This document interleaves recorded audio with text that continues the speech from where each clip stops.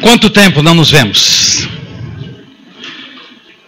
Meus irmãos, vamos orar ao Senhor mais uma vez. Vamos pedir a graça do Senhor. Nós precisamos do Espírito Santo de Deus para compreender a palavra com o coração. Compreender com a mente, eu sei que todos nós somos capazes. Mas compreender pelo coração, com o coração e ser transformado, é só o Espírito Santo que pode fazer. Então vamos orar e vamos pedir isso ao Senhor. Senhor, nós estamos mais uma vez na Tua presença. Como é bom poder falar com o Senhor e ter o conforto de que o Senhor ouve as nossas orações. Senhor, nós estamos diante da Tua palavra e nós precisamos do Espírito Santo para compreendê-la com o nosso coração. Só o Senhor é que pode efetuar aquela mudança permanente de caráter, de coração, de visão de mundo. E nós estamos aqui, Senhor, a clamar mais uma vez que o Senhor abra os nossos olhos espirituais para que contemplemos as maravilhas da Tua lei. A Tua palavra é a nossa vida, é o nosso alimento. E nós pedimos que o Senhor bondosamente conduza ela aos nossos corações e nos dê vida. É tudo o que precisamos. No nome de Jesus, amém. Amém. Meus irmãos, no nosso segundo encontro nós vamos falar sobre amizade no casamento. Esse assunto parece um assunto muito óbvio, mas ele não é tão óbvio assim, à medida que nós vamos percebendo que a proporção que o tempo passa, muitos casais vão se distanciando daquela amizade que construíram ainda no tempo de namoro. Então a nossa palavra vai em três frentes.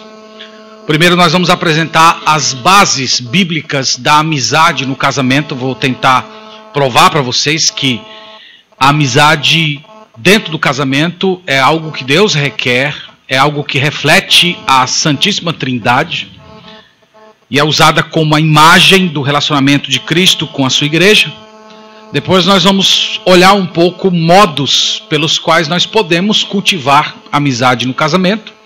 E na última parte nós vamos olhar as tentações, isto é, aquelas coisas que ocorrem, que acabam nos distanciando um do outro e acabando com aquela amizade que foi intentada pelo Senhor. Então que Deus nos abençoe e nos conceda graça enquanto nós olhamos a Sagrada Escritura. Então eu quero começar olhando com vocês as bases bíblicas da amizade dentro do casamento. E eu quero começar com Gênesis capítulo 1, verso 26, convidando todos a abrir a palavra de Deus nesse texto. Gênesis capítulo 1, verso 26.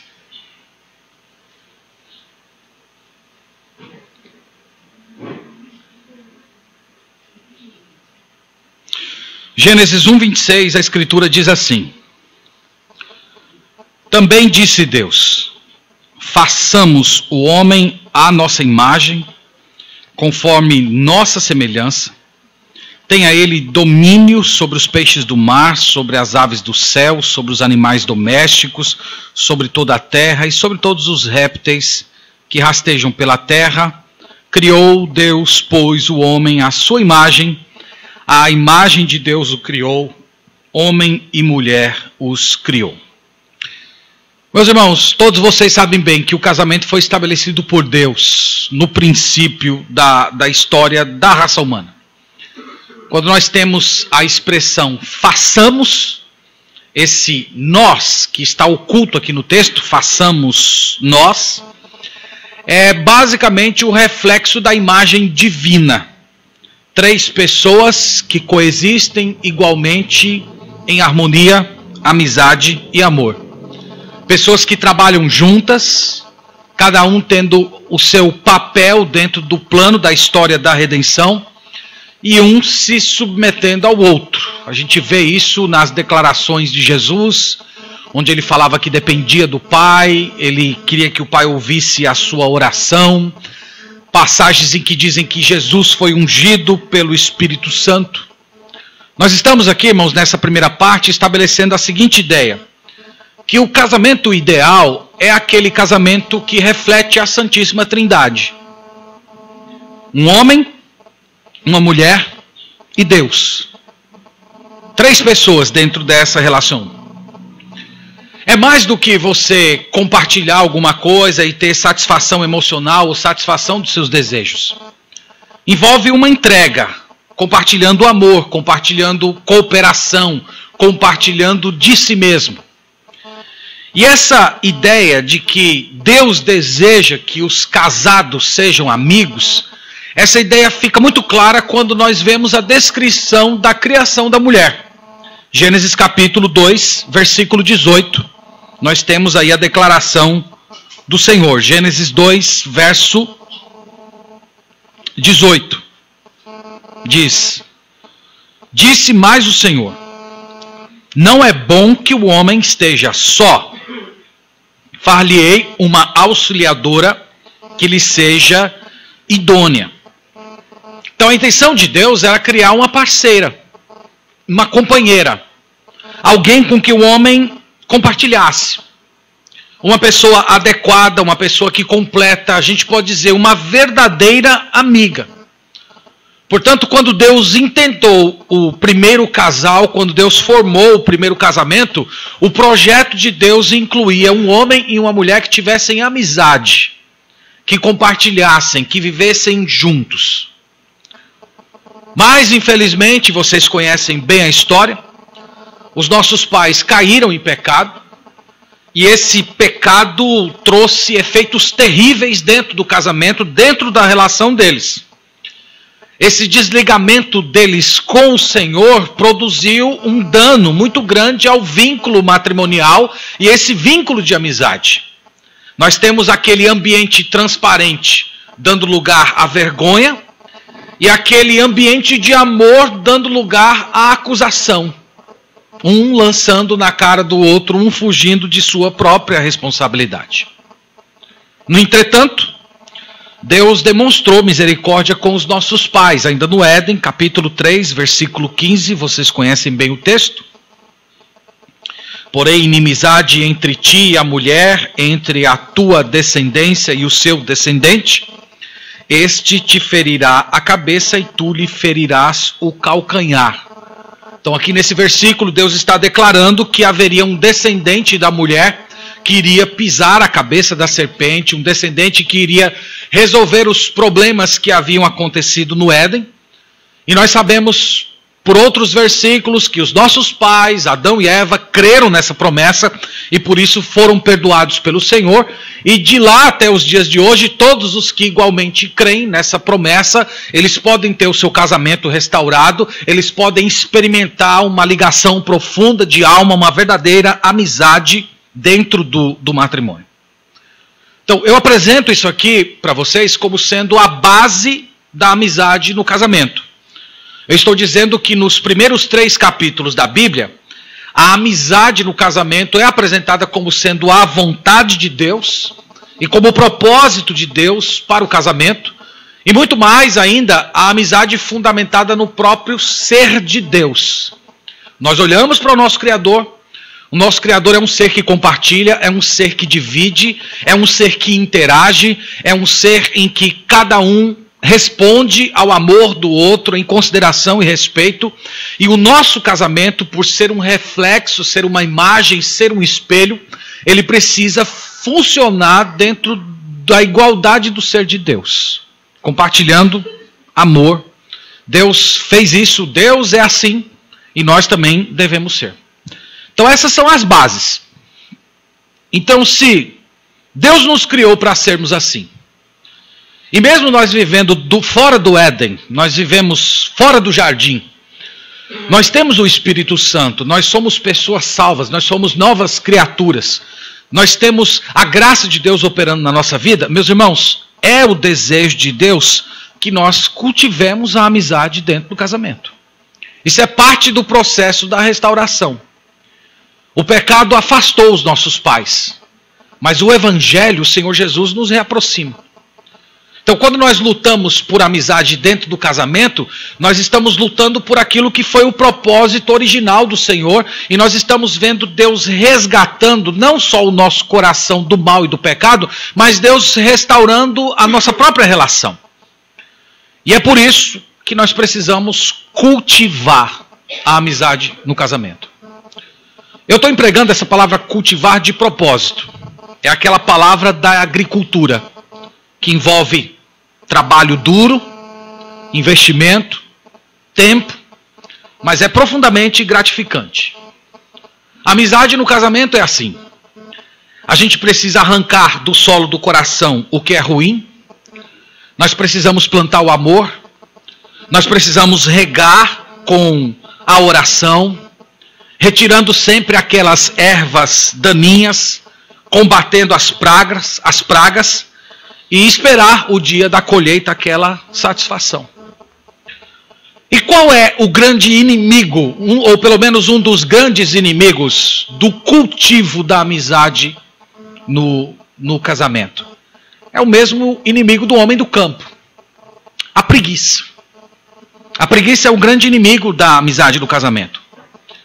Há muitos casais que, quando solteiros, tinham um ambiente de amizade.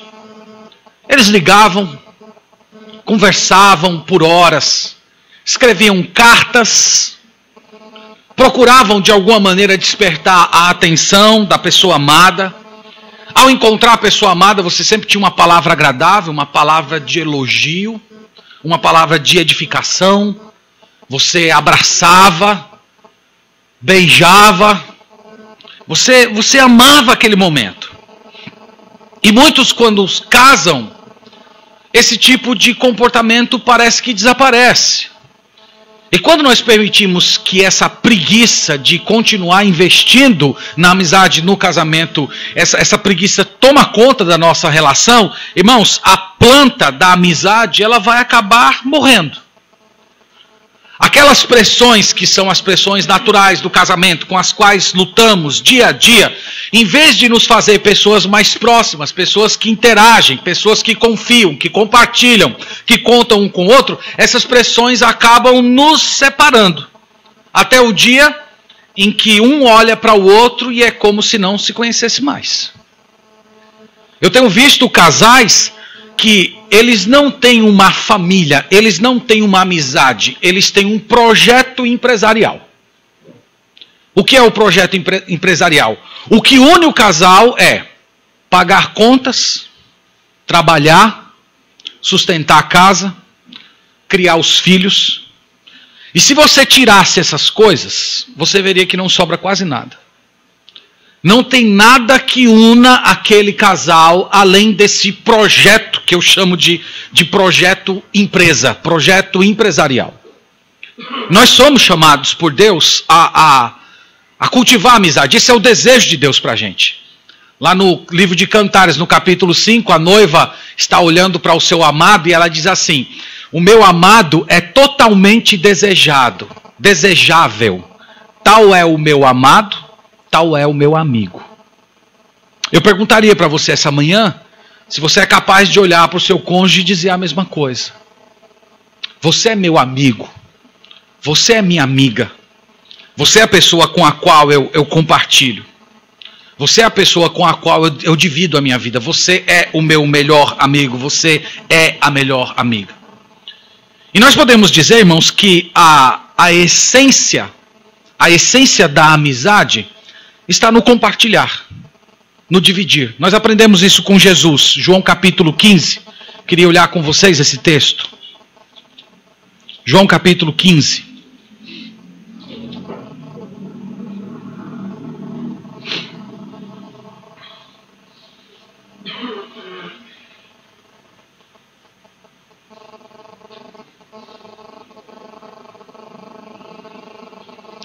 João 15, versículo 15.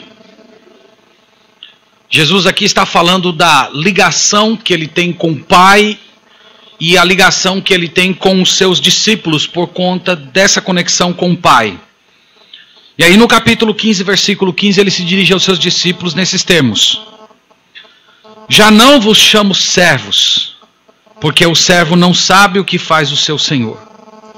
Mas tenho-vos chamado amigos, porque tudo quanto ouvi de meu Pai vos tenho dado a conhecer. Então Jesus diz: eu estou chamando vocês de amigos, porque tudo aquilo que eu recebi do meu Pai eu compartilho com vocês. Eu divido com vocês.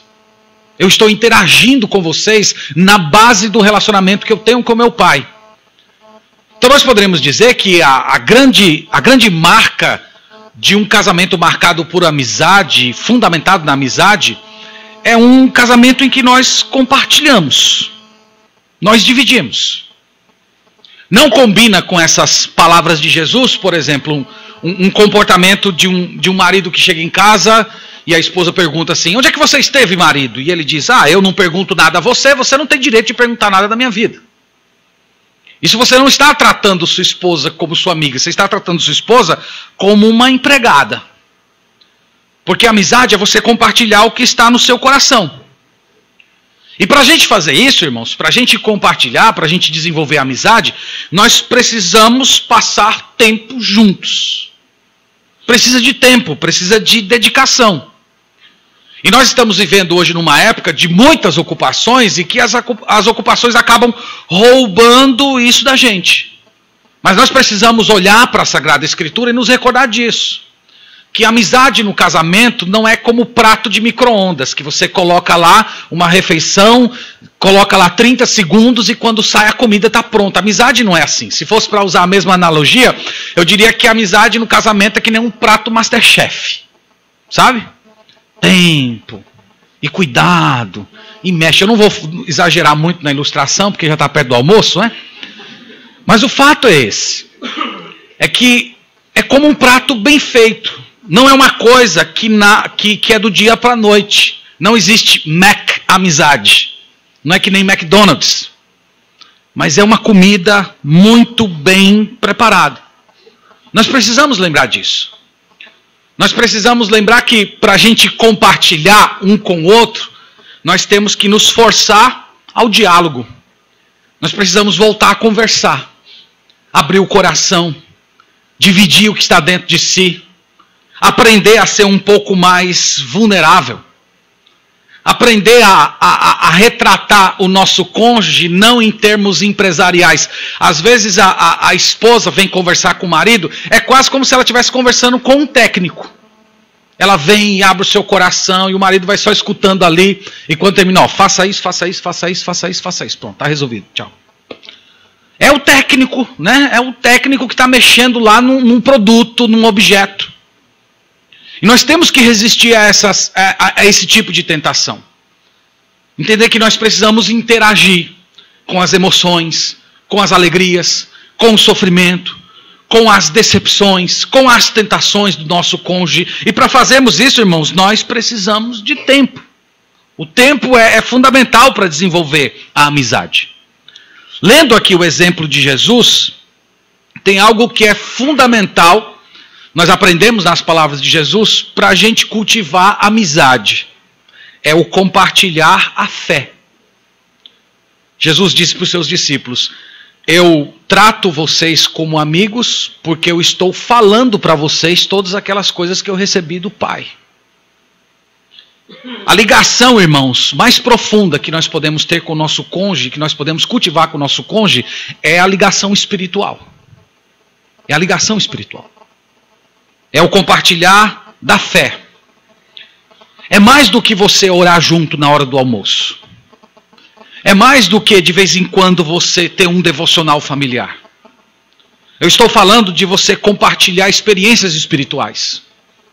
As suas alegrias, os seus aprendizados diante de Deus, a sua oração, até as suas frustrações, as suas lutas espirituais, as suas tribulações, as suas alegrias, as suas conquistas.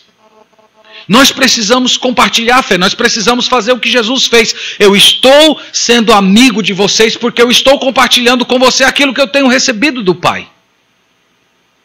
Você poderia dizer isso para o seu cônjuge? Eu divido com você a minha fé, eu estou dividindo com você a minha devoção, eu estou dividindo com você aquilo que o Senhor Jesus Cristo tem me ensinado.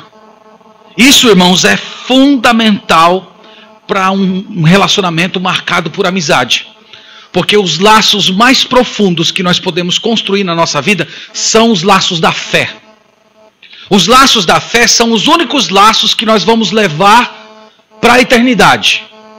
Hoje você tem o seu cônjuge do seu lado, na eternidade não vai ser mais o seu cônjuge, né? Para tristeza de alguns. Não vai ser mais seu cônjuge. Mas o que essa pessoa será sua na eternidade? Será seu irmão, sua irmã. Então esses laços da fé, eles são muito fortes e profundos e eles continuam depois da nossa partida desse mundo. E é por isso que nós somos chamados a imitar o exemplo de Jesus dentro do nosso casamento.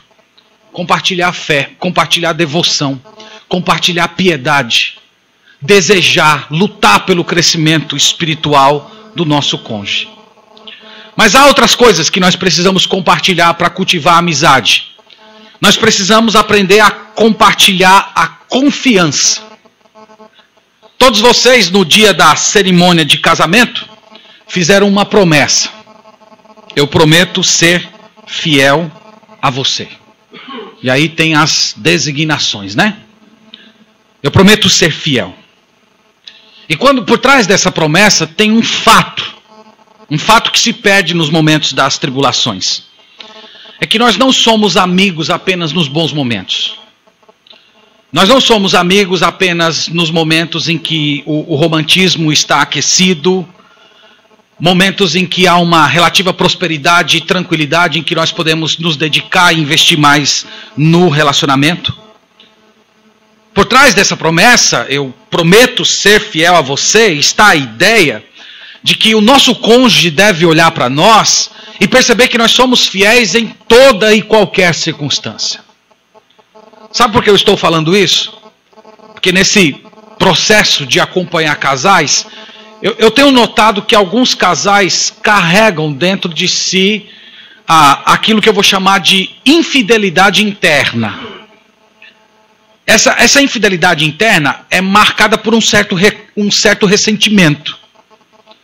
Em que a pessoa olha para o seu cônjuge e não vê mais o cônjuge belo, não vê de repente o cônjuge na melhor forma física, às vezes o cônjuge doente, já não tão elegante, às vezes com uma condição financeira muito difícil, em que lutar pela sobrevivência é estafante. E essas pessoas vão cultivando um ressentimento no coração quando olham para o cônjuge, quando olham para a própria relação. E eles começam a comparar com o passado, começam a comparar com outros casais, com outras situações, e tudo isso é um modo de infidelidade. Às vezes essa infidelidade ela não se materializa no adultério, mas ela fica lá dentro do seu coração, sempre comparando, às vezes com críticas excessivas, duras, às vezes na forma de um flerte com uma pessoa fora do casamento. Então nós precisamos, irmãos, lembrar da promessa que nós fizemos. E essa promessa, ela tem um fundamento importante para a gente continuar sendo amigo. Eu sou fiel a você. Eu sou fiel a você com o passar dos anos. Eu sou fiel a você do jeito que você está. Eu sou fiel não apenas tendo atitudes de pecado, mas eu sou fiel a você dentro do meu coração. Eu não guardo ressentimento, eu não estou fazendo comparações com outras pessoas. Eu estou olhando a você e eu continuo fiel.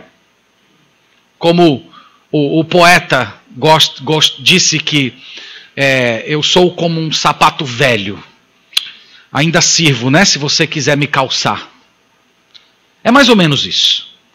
O tempo, às vezes até os desgastes são importantes para a gente poder se encaixar. Nós precisamos de um ambiente de confiança, de fidelidade. E tem muitas coisas que prejudicam a confiança. O autor de Provérbios é cheio de informações sobre esse sentido. O autor de Provérbios diz, por exemplo, que a falta de confidencialidade, ou na linguagem do autor de Provérbios, aquele que quebra o segredo, aquele que traz o assunto à baila, ele destrói as melhores amizades. A quebra de confiança, em que casais saem compartilhando a sua vida com qualquer tipo de pessoa e ficam falando das suas frustrações e das suas lutas com qualquer pessoa. Eu não estou falando que você não possa procurar um conselheiro bíblico, uma pessoa espiritual e madura para se aconselhar, mas eu estou falando daquelas pessoas que não respeitam a confidencialidade do casamento e que às vezes saem falando da sua vida, das suas frustrações, dos erros do seu cônjuge publicamente. Lembra de Provérbios 31, em que o autor de Provérbios diz que uma das características da mulher piedosa é que o marido confia nela. O marido confia na sua esposa porque ela é virtuosa. Então nós precisamos compartilhar. Nós precisamos compartilhar confiança. Você precisa olhar para o seu cônjuge e questionar a si mesmo se o seu cônjuge te vê como uma pessoa confiável. Com uma pessoa com a qual você pode abrir o coração, você pode falar das suas lutas, você pode falar dos seus erros. Você deve olhar para si mesmo e pensar se você continua mantendo-se fiel ao seu cônjuge ou você tem guardado algum tipo de ressentimento no seu coração, manifestando em críticas excessivas e flertes com outras situações. Nós precisamos compartilhar. Além de compartilhar confiança, nós precisamos compartilhar alegria. Eu vi uma vez uma entrevista de um casal com mais de 50 anos de casados e perguntaram para ele: qual é o segredo do seu casamento? O homem respondeu: o segredo de um bom casamento é o bom humor. Você precisa aprender a rir. Você não pode ser sério demais. Você não pode levar a vida tão a sério. Irmãos, isso tem um fundamento bíblico. Lembra o autor de Provérbios dizendo que a alegria é um remédio para a sua alma, o sorrir. Provérbios capítulo 15, vamos ler essa passagem.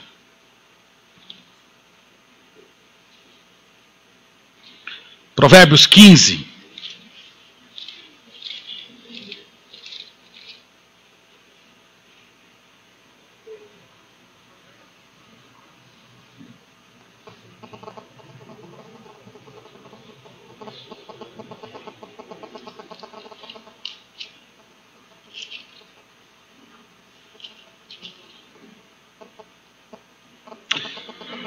Irmãos, na verdade é Provérbios 17, 22. Provérbios 17, verso 22. O autor diz: o coração alegre é bom remédio, mas o espírito abatido faz secar os ossos. Eu creio que todos vocês sabem que é muito difícil você conviver com uma pessoa mal-humorada. É difícil conviver com uma pessoa ranzinza, com uma pessoa que sempre reclama de tudo, para uma pessoa que nada está bom, que nada satisfaz, que tem um espírito excessivamente crítico. Para a gente ter um ambiente em que a gente desenvolve amizade, nós precisamos compartilhar alegria, diminuir a murmuração e cultivar um espírito alegre, porque esse espírito alegre nos aproxima um do outro, aprender a rir daquelas coisas que não são excessivamente graves e quem sabe clamar ao Espírito de Deus que nos dê um comportamento de alegria até mesmo na adversidade. Não no sentido de gostar da adversidade, mas ser capaz de louvar, adorar e ter um espírito leve apesar dela. Então nós precisamos cultivar isso. Aprender a cultivar um ambiente alegre dentro do casamento. Para a gente compartilhar, além da alegria, nós precisamos agradar o cônjuge. Isso também é bíblico. 1 Coríntios 7, queria ler com vocês. São as palavras do apóstolo Paulo. Um contexto em que ele está falando a respeito de família.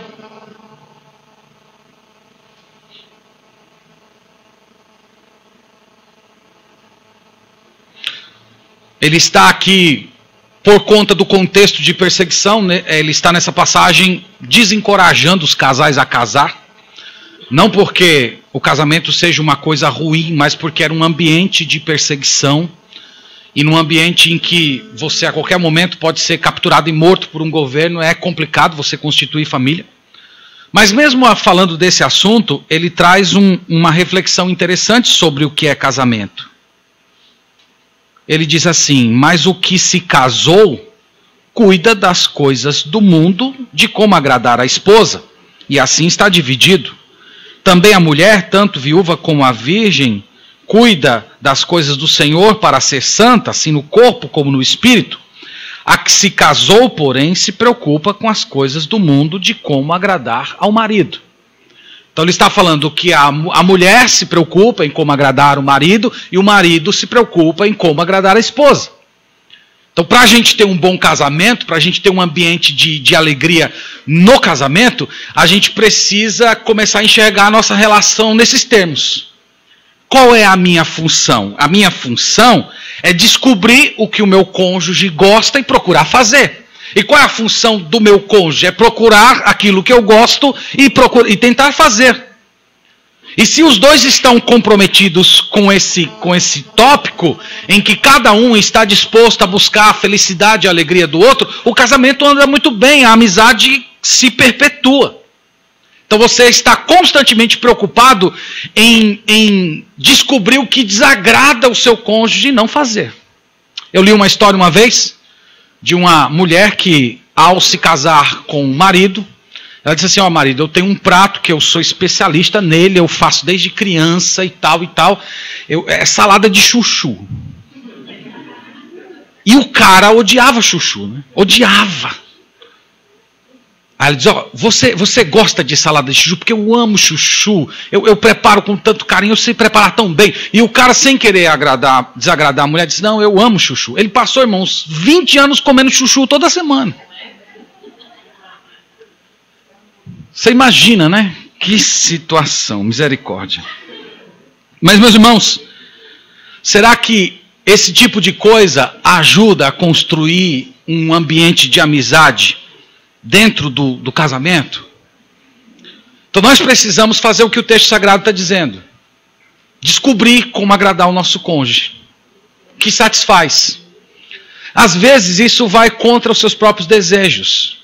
Que às vezes o seu cônjuge gosta de coisas que você não gosta. Mas a ideia é que você pode aprender a se alegrar na alegria do seu cônjuge. A felicidade do seu cônjuge encheu o seu coração de alegria. Eu lembro, né? A minha esposa, ela só tem um defeito. Ela é flamenguista, só isso. Tirou o Flamengo, ela é perfeita. E eu lembro que assim, estava no ano de 2012, né, o ano que o Corinthians foi campeão do Mundial, e ela odiava o Corinthians, né, por causa do Marcelinho Carioca. Não sei por quê. Qual o problema com o Marcelinho Carioca. Mas enfim, ela odiava. Mas ela começou a assistir comigo os jogos, né, começou na Libertadores, e o Corinthians ia ganhando. E quando foi na final, ela já estava pulando e gritando: Corinthians, Corinthians. Ela aprendeu a se alegrar com algo que é uma alegria. Isso pode acontecer, viu? Pode acontecer. Eu confesso a vocês que o oposto eu não sei se aconteceria, mas irmãos, é uma aplicação do que Paulo ensinou. Você procurar descobrir o que agrada o seu cônjuge e fazer, e se alegrar com ele. Isso ajuda a construir amizade no casamento. Mas eu queria considerar com vocês uma terceira parte que é igualmente importante. Quais são as tentações do casamento que prejudicam a nossa amizade?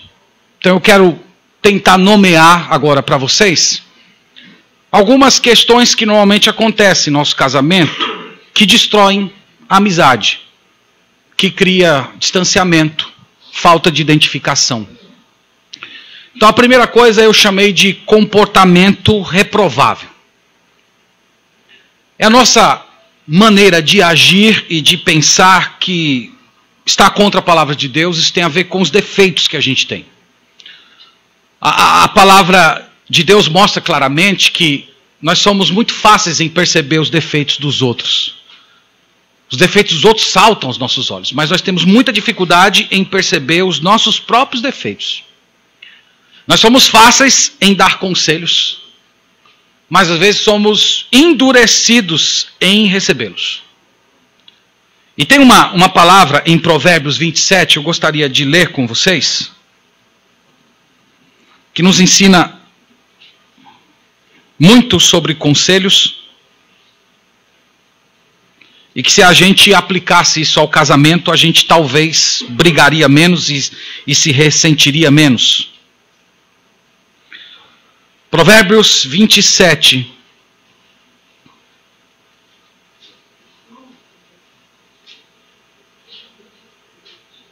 Provérbios 27. No versículo 5, o autor diz o seguinte: melhor é a repreensão franca do que o amor encoberto. Leais são as feridas feitas pelo que ama. Porém, os beijos de quem odeia são enganosos. Verso 9. Como o óleo e o perfume alegram o coração, assim o amigo encontra doçura no conselho cordial. Essas palavras são muito fortes. Leais são as feridas de quem ama. Quem é a pessoa que mais fere você com palavras na sua vida? É o seu cônjuge. É a pessoa com a qual você vive. Essa pessoa lhe vê completamente. Enxerga seus defeitos, às vezes antes mesmo de você ter percebido.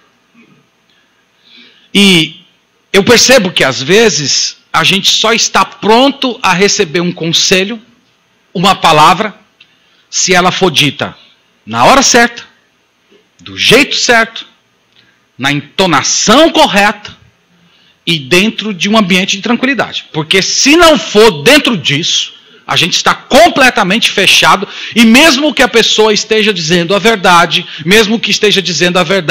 nós fugimos disso, porque às vezes usou uma palavra dura demais, às vezes falou no momento que não deveria falar, e isso, irmãos, são tudo estratégias do nosso coração para fugir da repreensão e acabar cultivando um comportamento reprovável, e isso afasta pessoas do casamento.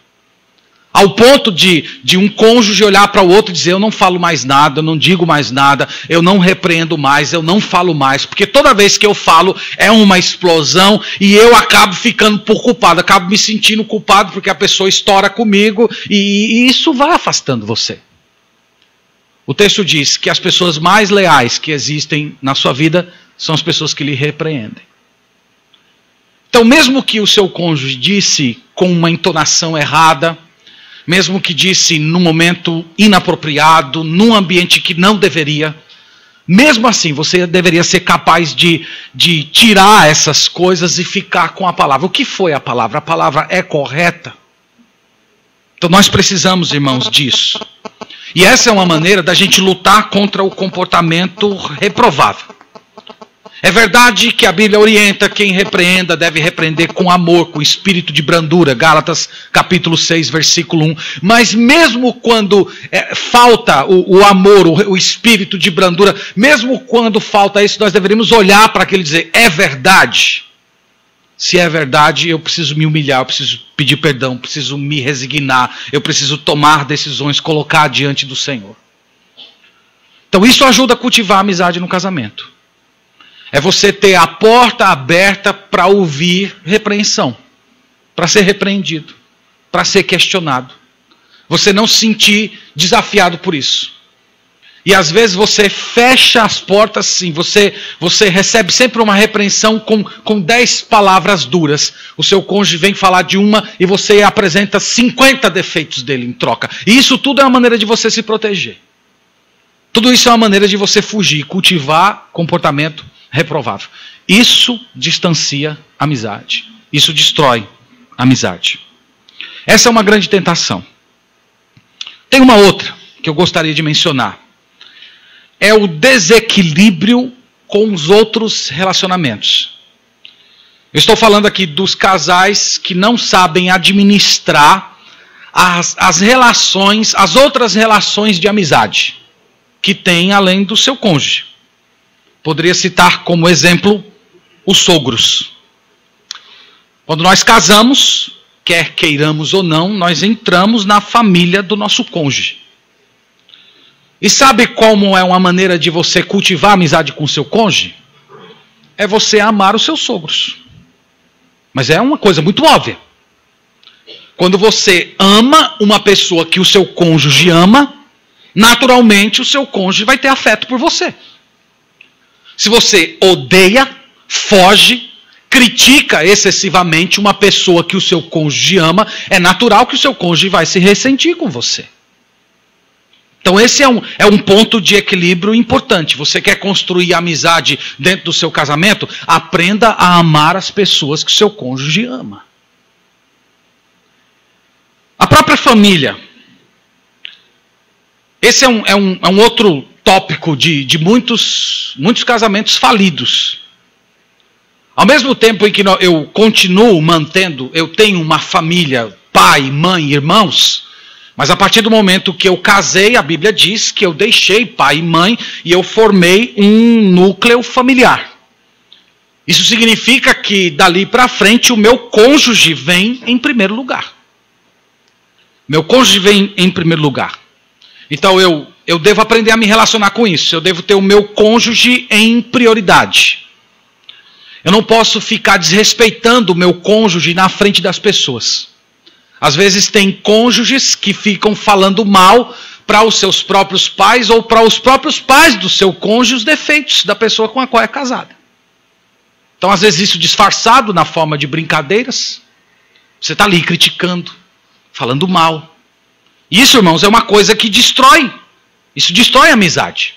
Eu acho que um bom princípio é assim: repreensão sempre particular, elogios publicamente. Então você pode chegar para o pai da sua esposa e fazer elogios à sua esposa. Olha, o senhor criou uma boa filha, é uma mulher maravilhosa, é uma mulher muito dedicada. Você pode fazer isso. Agora a repreensão precisa ser individual.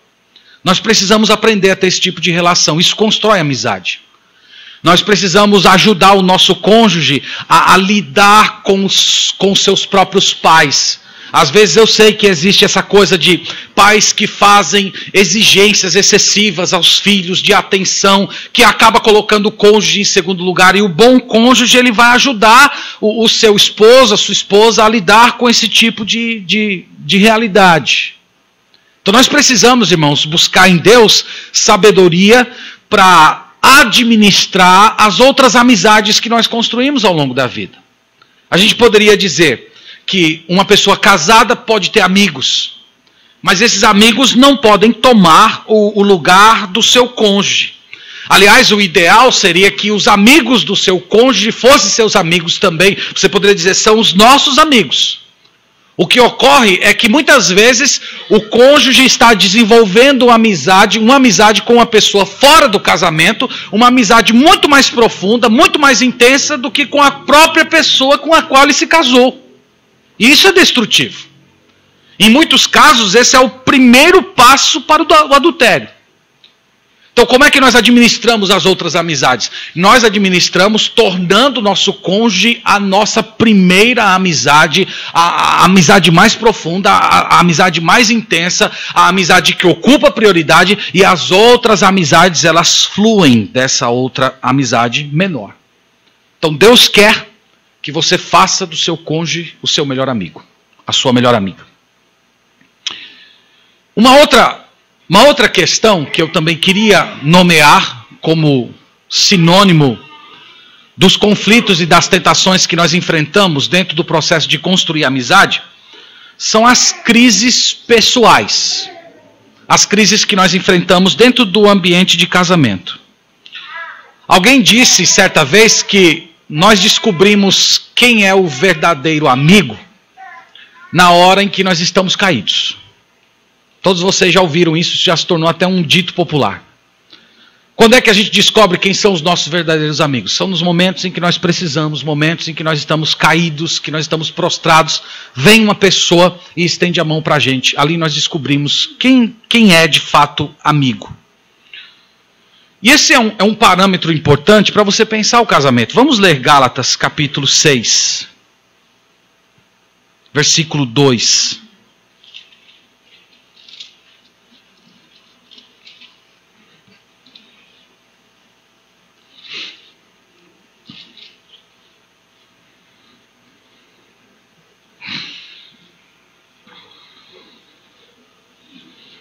Gálatas 6, versículo 2. Diz o seguinte: levai as cargas uns dos outros, e assim cumprireis a lei de Cristo. A gente descobre a verdadeira amizade quando nós temos uma carga muito grande e que de repente aparece uma pessoa que ajuda você a carregar aquele fardo. E dentro do casamento, irmãos, é a mesma coisa.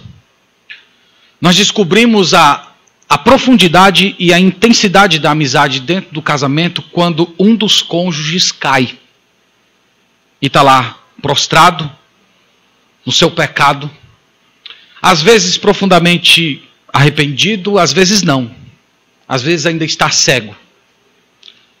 E sabe como nós descobrimos a verdadeira amizade? Quando você observa um cônjuge que, vendo a pessoa com a qual casou caída, às vezes cega no seu próprio pecado, mas é capaz de orar, de ajudar, de estender as mãos, de dar uma nova chance, de desejar e lutar pela restauração. Uma das maneiras mais poderosas da gente cultivar a amizade no casamento é perdoando. É você perdoar, você ter um coração perdoador. Porque a arrogância e o comportamento de guardar mágoa vai fazer do seu casamento uma concha oca com o passar do tempo. Sem conteúdo, sem força, sem poder. Essa é uma maneira de você cultivar a amizade. Você sempre ter disposição em perdoar. Você abrir mão de todas as pretensões de punir, de ver o seu cônjuge sofrendo. Isso é verdadeira amizade. Lembra do autor de Provérbios dizendo que é na angústia que a gente faz um irmão. É ali. É naquele momento em que estão juntos os dois, lutando, chorando, brigando pelo casamento. É naquele momento em que a amizade é fortalecida. Então aquelas pessoas que querem cultivar a amizade, elas precisam ter disposição de perdoar. Meus irmãos, caminhando aqui para as nossas conclusões, eu queria lembrar vocês que a amizade no casamento é uma dádiva de Deus. É um presente de Deus para você. E que você, por ter o Espírito Santo de Deus, você é chamado pelo Senhor para você trabalhar e lutar para que o seu cônjuge seja o seu melhor amigo. E se você está aqui essa manhã e já vive essa realidade, louve o nome do Senhor por isso, agradeça e aperfeiçoe. Lembre-se que na escola de Cristo sempre há o que crescer. Ao mesmo tempo, eu queria dar uma palavra de advertência. Não alimente expectativas exageradas com respeito à amizade no seu casamento. Seja realista. Seu cônjuge não é Deus. Nem sempre o seu cônjuge vai satisfazer todas as suas necessidades. Ser amigo dentro do seu casamento não vai isentar você de problemas, de provações. Nem significa que o seu cônjuge nunca irá falhar com você, mas significa que vocês irão poder se perdoar, se levantar e continuarem andando juntos e lutando pelo casamento. Se você chegou aqui essa manhã e o seu casamento está com a amizade falida, mesmo depois de você já ter se esforçado, ter lutado, eu quero dizer a você, no nome de Jesus, procure ajuda. Procure ajuda. Um conselheiro cristão, um pastor, uma pessoa do Senhor, uma pessoa experiente na fé. Não permita que a amizade tome conta da sua relação. O casamento, irmãos, é importante demais diante de Deus para a gente deixá-lo se diluir e acabar por falta de amizade. Então busque ajuda. Deus está te dando essa oportunidade de fazer isso hoje. E por fim, lembre-se que, em última análise, em último caso, todos nós compareceremos sozinhos diante de Deus. O seu cônjuge não vai poder ocupar diante de Deus o lugar que pertence a você. Você precisa ter a sua própria vida com Deus, você precisa ter a sua própria fé, o seu próprio arrependimento, o seu próprio crescimento espiritual. Existe uma parábola de um homem que tinha 3 grandes amigos. E um dia ele foi acusado de um crime. E ele foi a esses 3 grandes amigos pedir ajuda. E cada um resolveu ajudar do jeito que podia. O primeiro disse assim, ó, a única coisa que eu posso dar para você é um terno. Vou dar um terno para você chegar lá no dia da sua audiência, você está bem vestido, passar uma boa impressão. O outro disse assim, olha, tudo que eu posso fazer por você é te acompanhar no dia até o horário da audiência. Eu te levo lá até a porta, vou com você, te dando uma força, tentando te acalmar, mas eu só posso ir com você até a entrada do local onde você vai ser julgado. E o terceiro disse, eu vou com você, eu vou entrar com você e eu vou lhe defender. E aquele homem saiu absolvido naquele dia. Essa parábola, irmãos, é para dizer que, em certo sentido, no dia em que nós formos morrer, nós sempre teremos 3 amigos. O primeiro amigo é a riqueza. É o dinheiro que você ajuntou durante toda a sua vida. Só que o dinheiro só vai te dar um terno. Só vai te dar uma roupa bonita para você ficar dentro do seu caixão. O outro serão seus amigos, seus filhos, seu cônjuge. Mas esses só vão poder te levar até as portas da morte. Eles não podem entrar lá com você. E o terceiro é o Senhor Jesus Cristo. Ele entra conosco. Ele está conosco na vida e na morte. É Ele que adentrou os portões da morte. É Ele que nos defende diante de Deus para que nós sejamos aceitos como justos. Esse é o nosso grande, eterno e verdadeiro amigo. E se todas as outras amizades nesse mundo falhar, inclusive a amizade do seu próprio casamento, lembre-se que você tem o Senhor Jesus. E Ele é o seu amigo na vida e Ele é o seu amigo na morte. Então que Deus nos abençoe e que nós creiamos nisso. Amém. Vamos orar. Nós agradecemos, Senhor, por esta manhã, por esse momento de comunhão. Nós te agradecemos porque o Senhor, além de nosso Deus, Salvador, o Senhor também é o nosso amigo. Nós podemos interagir com o Senhor, compartilhar com o Senhor e também sermos servidos do teu compartilhar. Nós te agradecemos por isso, Senhor. E nessa manhã nós clamamos ao Senhor que o nosso casamento seja um reflexo do que é o relacionamento do Pai, do Filho e do Espírito Santo. Que seja um ambiente de confiança, de amor, de compartilhar, de companheirismo. Permita, Senhor, que nós sejamos vencedores diante de todas as tentações que temos, que nos separam um do outro e que nos separam de Ti. Nos ajude a termos um casamento marcado por amizade, proximidade, comunhão verdadeira. Que seja um afeto crescente, no qual, com o passar dos anos, nós estamos mais próximos uns dos outros e do Senhor. Dai-nos sabedoria e nos ajude, ó Pai, no nome de Jesus. Amém. Amém. Que Deus nos abençoe.